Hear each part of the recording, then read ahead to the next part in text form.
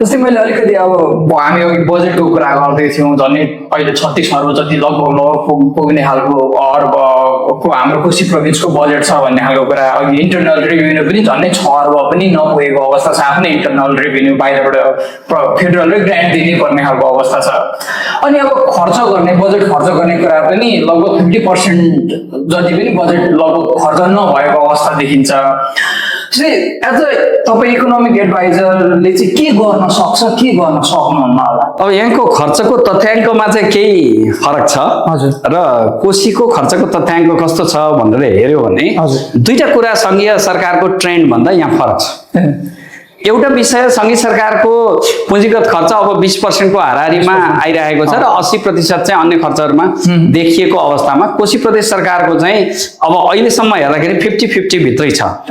पछि कम्तीमा आधा खर्च चाहिँ टोटल बजेटको आधा खर्च क्यापिटल एक्सपेन्डिचरमा जान अहिले पनि सफल छ। यो अर्थमा हेर्दा प्रदेशहरू चाहिँ महँगो भयो भन्नुभन्दा पनि प्रदेश चाहिँ अझ टोटल बजेटको कम रूपमा सञ्चालन भइरहेको छ भन्ने एउटा उदाहरण हामी त्यहाँ हेर्न सक्छौँ। यो चाहिँ छुट्याइएको बजेटको विषय हो। अब बजेट पछि कार्यान्वयनको विषय हेर्ने हो भने कोशी प्रदेशमा 81 point something भनेको अराउन्ड 82% सम्मको बजेट प्रोग्रेस छ। सुरुको 74-75 को बजेटमा नीति नियम नबनिसकेकाले एकदम पुअर एक्जिक्युसन थियो। त्यो सबै प्रदेशको एउटै केस थियो, किन नीति नियम नै थिएन, खर्च गर्ने अवस्था थिएन। त्यो पछाडिका हेर्दाखेरि गत वर्षको हेर्यो भने पनि हाम्रो कोशी प्रदेशको खर्च टोटल फाइनान्सियल र फिजिकल प्रोग्रेस चाहिँ 80 point something छ।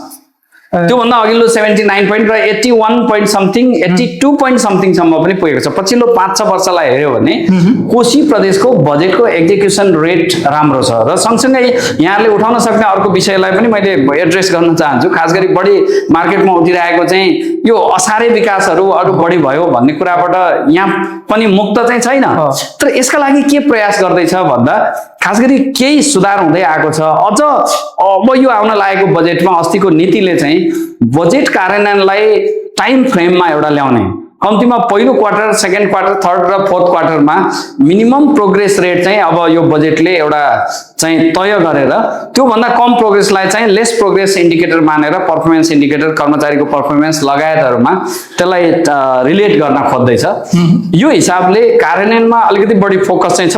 तथापि फेरि प्रदेश संरचना नयाँ छ, कर्मचारीहरू ट्रेन छैनन्, कर्मचारीहरूलाई चाहिँ नयाँ अवस्थाको बारेमा धेरै ट्रेनिङहरू दिन सरकारले सकेका छैन, अनि सबै दरबन्दी फुलफिल पनि हुन सकेका छैन।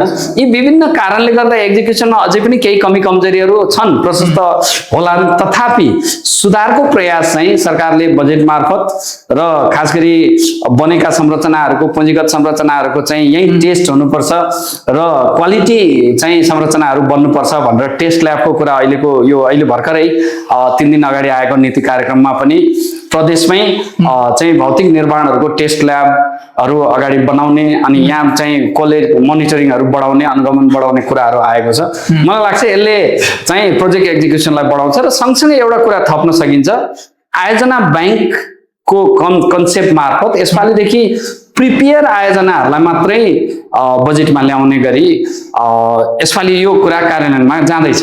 गत वर्ष पनि आयोजना ब्याङ्कको केही प्र्याक्टिसहरू थियो, तर आयोजना ब्याङ्कमा भएका प्रोजेक्टहरू पनि आए, बाहिरबाट आएका पनि कतिपय बजेटमा परेको कारणले गर्दा फुल एक्जिक्युसन गत वर्षसम्मलाई हामी आयोजना ब्याङ्कलाई मान्न सक्दैनौँ। तर यो वर्ष चाहिँ प्रदेशले स्ट्रिक्टली आयोजना ब्याङ्कमा केही निश्चित प्रिपेयर भएर लिस्टेड भएका आयोजनाहरूलाई मात्रै बजेटमा जुन तान्नको लागि अहिले नीतिगत निर्णय गरिवरी स्ट्रिक्टली त्यही अनुसार जुन तयारी भइरहेको छ, यसले पनि अब प्रोजेक्ट एक्जिक्युसन बढाउँछ। र बजेटमा छानिने बित्तिकै ती आयोजना मोनिटरिङमा चाहिँ अब बजेट ट्र्याकिङ सिस्टम डेभलप गरेर जान सकिने अवस्था हुन्छ, किन डिजिटल्ली ती सबै इन्ट्री भएर त्यहाँबाट तानिएको हुन्छ। तानिएका बजेट जतिलाई बजेट ट्र्याकिङ सिस्टममा लानलाई एउटा सिस्टम यसै पालिदेखि हाम्रो प्रदेश योजना आयोगले डेभलप गरेको छ। र यो विषयहरूले मलाई लाग्छ पक्कै पनि हिजोको यो परियोजना कार्यान्वयनमा ढिलासुस्ती अनि कमी कमजोरीहरूलाई निकै अर्थमा हटाउँछ भन्ने लाग्छ।